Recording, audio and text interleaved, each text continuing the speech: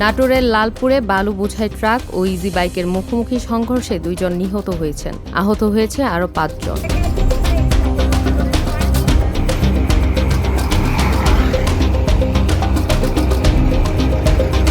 গুরুতর অবস্থায় তাদের উপজেলা স্বাস্থ্য কমপ্লেক্স ও রাজশাহী মেডিকেল কলেজ হাসপাতালে ভর্তি করা হয়েছে। পুলিশ জানায়, লালপুর ঈশ্বরদী আঞ্চলিক মহাসড়কে দক্ষিণ লালপুর এলাকায় এই ঘটনা ঘটে।